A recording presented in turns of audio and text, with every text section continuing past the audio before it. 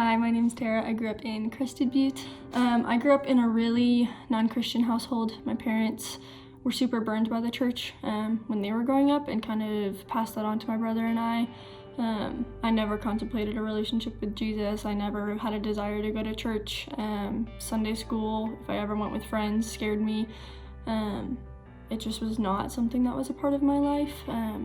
And I would have never probably even considered saying yes to Jesus in any way if it hadn't been for someone stepping into my life and showing me the real gospel and the truth about Jesus. When I was a freshman in high school, my young life leaders, Emma and Courtney, stepped into my life. And it was just a time of my life where I was really broken, I was really hurting. I was really wounded by my parents' divorce and just the stuff that is high school, and they came to me and offered hope. They offered more. They showed me the truth about the gospel and handed it to me in a way that felt really safe and created a space for me to ask questions and to doubt and to figure it out and to make mistakes and not be perfect.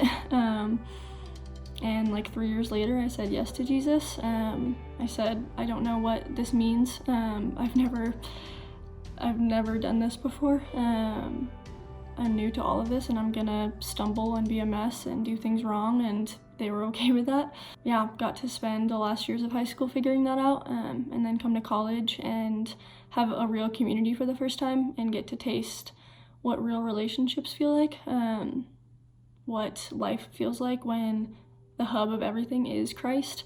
And it has radically changed the trajectory of my life. I got to be a young life leader here. I live in a house with 5 other Christian girls, this house right here.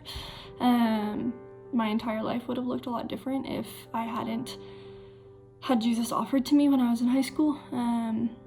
I have gotten to walk through some of the hardest seasons of my life with Jesus, and I honestly don't know where I would be if I didn't have my relationship with Christ. I get the privilege of walking along high schoolers that look a lot like I do. I get to call out truth in them. I get to take them into the back country and watch them come alive and say yes to Jesus too. And it's the biggest honor in the entire world. And I never would have gotten that chance if someone hadn't decided to come to me and bring me the gospel. Yeah, I am forever grateful for the people that were persistent and they didn't give up on me when I kept pushing Jesus away, and even sometimes still do. And forever grateful for the fact that I wasn't given up on. Thank you.